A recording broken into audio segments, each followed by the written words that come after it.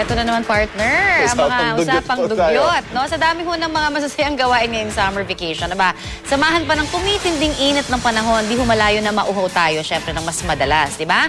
Buti na lamang, partner, no? Maraming mga naglalako na mga pamatid uhaw tulad ng buko juice at sa malamig. At saka sa mga pinupuntahan natin, sa mga palengke, marami dyan mga stalls na nagtitinda ng mga sa malamig. Pero, napawi nga ang ating uhaw. Ang tanong, sigurado ba tayong ligtas ang ating iniinom? Sa isang bahagi ng Maynila, nadiskubre ng mga otoridad ang ilang nakababahalang gawi ng ilang tindero-tindera ng samalamig. Tinutukan po natin yan sa on-call investigation. Ngayong tag-init, tiyak ang inyong mga lalamunan ay nanunuyot. Kaya naman ang mga samalamig at buko juice, patok na patok. Pero teka, alam nyo ba kung saan nanggagaling ang inyong mga iniinom?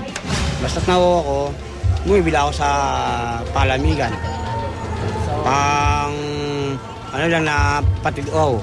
Alam namin sa buko. Pasintabi ho sa mga kumakain, paano kung ang inyong iniinom?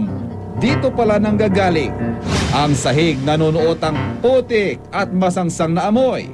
Ang tubig na ginagamit galing sa poso at maruming balde. Ang mga sahog tulad ng buko at gulaman, kung kayo rin at isupot, ay kay rumi.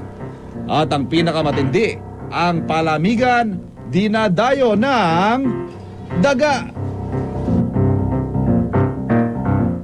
Dahil sa nakasusulasok na video ito, nagsagawa ang on-call ng isang inspection kasama ang Manila Health Department. Magandang hapon po sa inyo lahat. Patingin nga po kung saan yung pampatamis ninyo. Ito lang. Ha? Kinikilo po asukal. Kinikilo asukal. Hindi kayo gumagamit ng sodium cyclamate, ha? Ano po yan? Yung magic sugar. Hindi yun. Nakaka-cancer yun. Ha? Okay, Ngayon, ba't ka naman nandiyan? Siyempre, kailangan po. Para Kailangan. namin yung customer. Ito na yung produkto mo, tapos nandito ka. Ganyan po talaga para... Hindi ganon. Kami kalaban. Hindi ganon. Kinakailangan malayo. Tsaka kinakailangan huwag yung hawak ng pera. Tsaka yung basurahan naman. Araw-araw po kami nagtatapon ng basura. Araw-araw tatapon ng basura. Yung takbo ng Ang problema, paano sinisino? Paano sinisino yung pinagtabasan? Kung tinatapon po ninyo ang basura, bakit po nakakalat pa rin dyan sa inyong tindahan at nakatabi sa inyong ibinebenta? Kaya naman ang mga insekto, naglalapitan na. Insekto ng buko. Okay. Hindi po maiwasan niya. Yan po kasi yung umaan sa buko. At nang kutkutin ang pinagpapatungan ng mga inumin, puro putik at sadyang nakakadiri. Hindi nakakatikim ng linis Diba?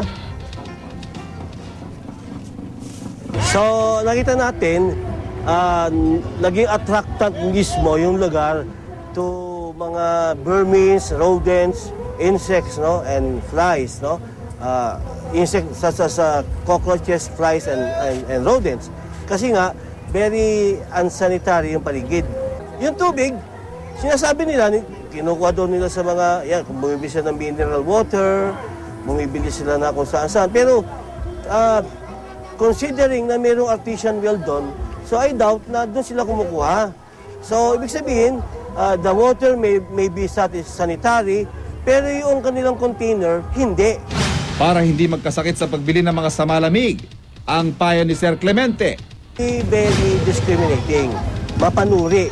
Titignan na maayos yung pagdidispense, maayos yung pagsisell. Titignan kung malinis nga. Dapat siguraduhin, Hindi pwedeng basta bili lang bili, mauuhaw, iinom, pero habang dumadami yung pag-inom mo, lago nakakaroon ka ng kumukulo yung tiyan mo, At sa mga magtitinda ng maruming samalamig, maaaring lumalabag na kayo sa PD 856 o Code of Sanitation na may multang hindi lalagpas sa 1,000 at pagkakakulong na hindi lalagpas sa 6 na buwan.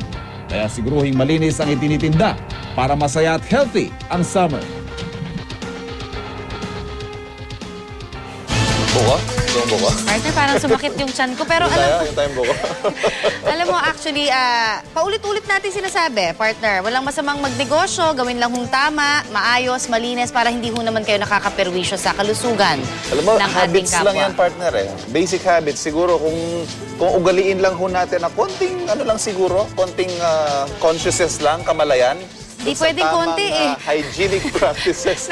Nakakagulat kaya pala ang tataba ng daga doon, Very partner. basic na, yung lalagyan lang. Yes, Napakadumi naman ho nung lalagyan. Pwede naman ho sigurong minsan sa kada 3 araw. Oo. Hugasan natin. Hindi, partner, actually, talagang dapat yan araw-araw. Kung talagang yung sanitation ang talagang magpapatupad, hindi pwede yan na talagang nakikita natin. Parang yun yung dugyot na tawag talaga. Hindi ho porke mura yung paninda, pwede nang So, maging short marumi. change nyo Huwag rin. naman Oo. ho ganon.